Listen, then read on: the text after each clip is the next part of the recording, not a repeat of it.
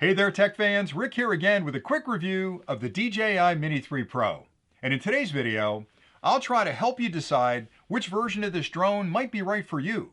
Now I'm using the term version, and that's because the Mini 3 Pro was one of the first drones that DJI's offered in several different combinations that may or may not include a controller, or they may include larger batteries and a charging hub, or a different combination might even include a carrying case. So understanding what those differences are will really help in your decision.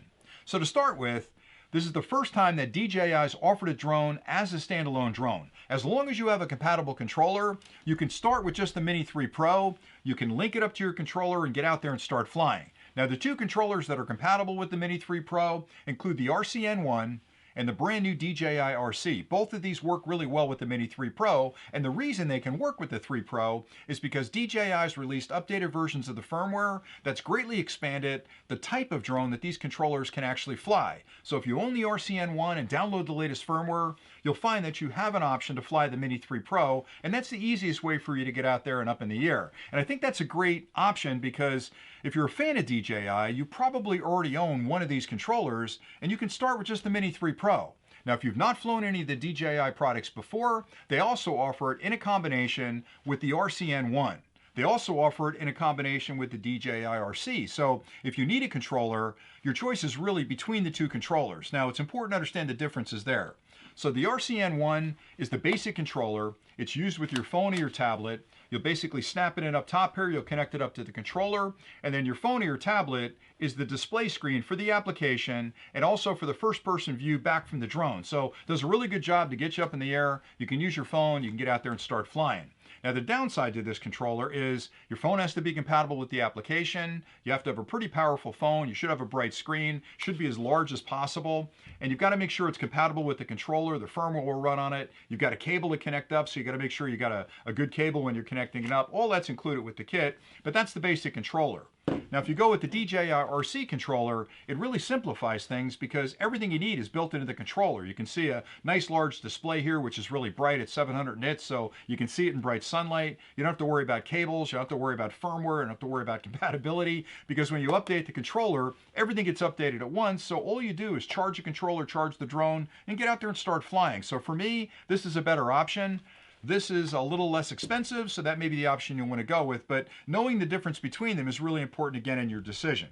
All right, so once you've decided on which package you want, there are fly more combinations available that include extra batteries, extra propellers, a charging hub, maybe even a case. And those fly more combinations are a pretty good value because you'll find that everything the fly more combination includes, you'll end up picking up later as an accessory. So when you buy it as part of that fly more combination, you can actually save quite a bit of money because it's combined into one box. Now there are two different batteries available for the Mini 3 Pro as well. There's the standard battery, which will fly for 34 minutes. Now that's a lot of time up in the air, and there's also an expanded battery that will fly for 42 minutes. So you've now got a decision between which of the batteries you want to use.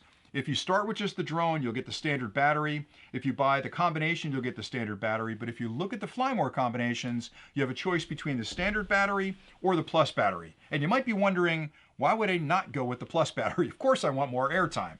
Well, the Mini 3 Pro is designed to stay under a 250 gram weight limit. And the reason that number is important is because in the United States and several other countries, if you're under the 250 grams, it's not really considered a drone. It's considered a hobby drone, which means the regulations are less. So for example, in the US, you won't have to register the drone. You don't have to pay a fee. You can basically go out there and fly the drone, just have a lot of fun with it. If you go over 250 grams in the United States, by using this battery, you're going to have to register the drone with the FAA. It's not that big a deal. It's a $5 charge. It'll give you 3 years of flying. You can use the same number on all your drones. So I always recommend going with the larger battery because having that extra 8 minutes of flight time when you're up in the air is a joy. You can get out on target. You can have plenty of time to focus on the target, capture some great footage, take some great pictures. So I always like the larger batteries because it keeps you up in the air longer. But if that 250 gram weight limit or the registration bothers you, go with the smaller battery. Now, if you're outside the United States, It's a bigger deal in a lot of countries because sometimes you have to take a test if you're over the 250 grams. You may have to insure the drone. You may have to do a bunch of other things. So it's really dependent on where you're flying and if you care or don't care about that registration. But I like the fact that they offer 2 batteries because, again, I think 34 minutes in the air is an incredibly long time to be up on a single charge. But all the batteries I've added to my kit are the larger batteries because that 42 minutes is absolutely incredible. So not to confuse you further, but the Fly More combination also includes extra propellers. It includes a charging hub like this, which is beautiful. And the batteries slide right in the charging hub like that. And you can charge those batteries at the same time. Now, when you plug that into a charger, again, you'll need a 30-watt charger, typically a PD charger. You'll plug it into the charger. What the charging hub does for you is any batteries that are in there, the minute you connect it up to the charging hub will interrogate the batteries you've put in the charging hub, find the one that needs the least amount of charge, and start charging that directly. Once that finishes, it'll move on to the next battery that needs the least amount of charge and charge that one. So it won't charge all 3 batteries at the same time, but it will charge them in succession. So it'll walk through them and end up charging all 3 of them, which is great. It also has another USB-A connection on the side. So if you connect this up to a charger, you can also connect up a controller to that USB-A connection right there, or even a phone, and charge them all sort of in series.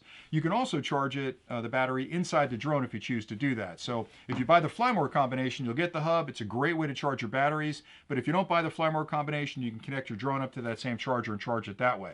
Another thing the charging hub does for you is once the battery is inserted in here, you can turn it on. You can see the charge levels on the batteries. But once you turn it on, that USB-A port is active. So it's sort of a combination charging hub as well as a battery bank, because it's going to use the energy inside those batteries to charge something external to that particular charging hub. So it just gives you a way to carry a little extra energy out in the field. If your batteries are getting low on your phone or they're getting low on your controller, you can connect up and charge it from there. So just to review really quickly, the simplest way to start flying the Mini 3 Pro is the drone on its own. If you own a compatible controller, you can get the drone, you can bind it to your controller and get out there and start flying. And the best part is, when you bind it to the controller, you can still use the controller with the other drones you fly with. It's just another choice that comes up in the application. If you need a controller, you've got 2 choices. The RCN1, which I call the standard controller, does a great job of flying the drone, but you'll need to use your phone or your tablet with this one. Or you have a choice for the DJI RC controller, which is a brand new smart controller from DJI, specifically designed for the Mini 3 Pro, but it flies other drones as well.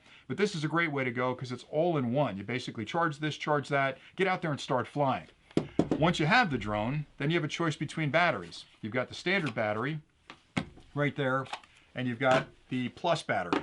Standard battery, again, 34 minutes of flight time. The plus battery gives you 42 minutes. My recommendation, if I were advising somebody on this kit, would be to start off with the DJI RC, much more simple way to get up there and fly, and go with the larger batteries. That's absolutely the best combination available. This is a great combination as well. And again, if you own a controller, isn't it wonderful that DJI is offering this as a drone-only option? So that's pretty much all I had for today. I hope I helped in your decision on which of those packages make sense for you, and I hope you've enjoyed the clip. So thanks an awful lot for watching, and until next time, as always, stay nerdy.